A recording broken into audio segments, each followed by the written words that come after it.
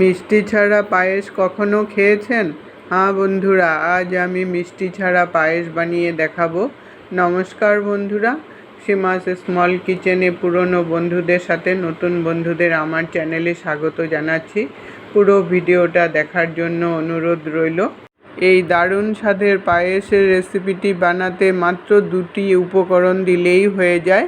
আশা করি রেসিপিটি আপনাদের ভালো লাগবে। ভালো লাগলে লাইক একটা দিয়ে দেবেন। রেসিপিটি আরম্ভ করি। আমি এখানে 1 বাটি বোঁদে নিয়েছি, আর এই বোঁদেগুলো ফ্রিজের মধ্যে অনেক দিন ধরে ছিল, তাই শক্ত শক্ত হয়ে গেছে। এমনি কোনো কিছুতে আর ভালো লাগবে না, তাই ভাবলাম আজ পায়েস বানাই। এখন আমি গ্যাসে একটা কড়াই বসিয়েছি। আমি আধা লিটার পরিমাণে দুধ দিয়ে দিলাম। দুধটা আমার আগের থেকেই জাল করা ছিল, তাই খুব একটা ঘন করতে হবে না, একবার ফুটিয়ে নিলেই হয়ে যাবে। দুধটা আমি নেড়ে নেড়ে ভালো করে 5 মিনিটের মতো বয়েল করে নেব। রেসিপিটি যদি আপনারা ইউটিউব চ্যানেল থেকে দেখেন তাহলে চ্যানেলটাকে সাবস্ক্রাইব করে পাশে থাকা বেল আইকনটাকে ক্লিক করে অল অপশনে ক্লিক করে রাখবেন, সবার আগে নোটিফিকেশন পৌঁছে যাবে। আর যদি ফেসবুক পেজ থেকে দেখেন তাহলে পেজটাকে ফলো করে নেওয়ার অনুরোধ রইল। দুধটা আমার ফুটে গেছে। এখন 10 টাকা দামের একটা গুঁড়ো দুধের প্যাকেট দিয়ে দিলাম। আমি এখানে এভরিডের প্যাকেট দিয়েছি, আপনারা ইচ্ছা করলে আমুল দুধের প্যাকেটও দিতে পারবেন। এখন গুঁড়ো দুধটার সাথে দুধগুলো ভালো করে মিশিয়ে নিতে হবে। এটাও একটু সময় ধরে ভালো করে মিশাতে হবে, জাল দিয়ে নিতে হবে।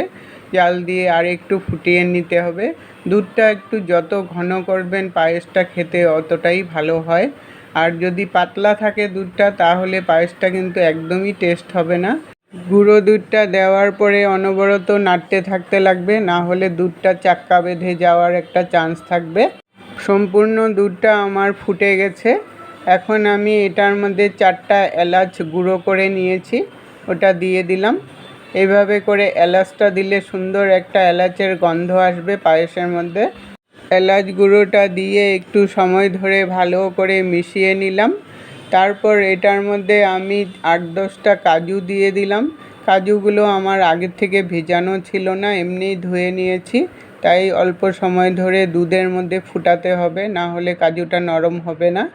কাজুটা দিয়ে আমি 2 মিনিটের মতো দুধটাকে আরেকটু বয়েল করে নেব, তাহলেই কাজুটা নরম হয়ে যাবে।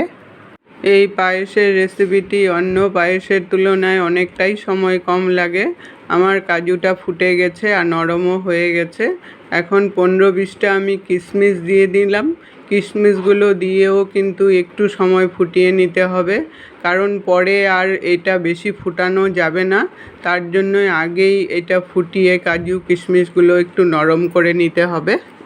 কিশমিশগুলো দিয়ে আমি আরও 2 মিনিটের মতো ফুটিয়ে নিয়েছি। এখন আমি বোঁদেগুলোকে দিয়ে দিলাম।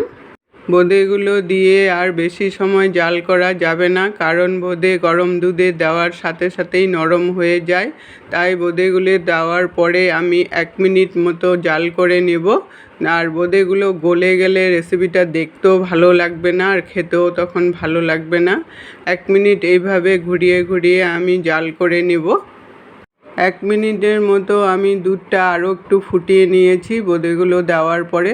দুধটা দেখুন অনেকটাই ঘন হয়ে গেছে এখন। আর যেটুকুন পাতলা আছে এটুকুন ঠান্ডা হলে আর একটু ঘন হয়ে যাবে, তাই এই পাতলা অবস্থাতেই নামিয়ে নিতে হবে। একটু ঠান্ডা করার পরে আমি ঢেলে নিচ্ছি, দেখুন কতটা ঘন হয়ে গেছে। আজ আমি মিষ্টি ছাড়াই পায়েসটাকে বানালাম। বোঁদের মধ্যে তো মিষ্টি থাকেই, তাই মিষ্টি দেওয়ারও প্রয়োজন হলো না। রেসিপিটা কেমন লাগলো বন্ধুরা কমেন্ট করে জানাবেন। যদি ভালো লেগে থাকে লাইক দিয়ে শেয়ার করে সবাইকে দেখার সুযোগ করে দিবেন।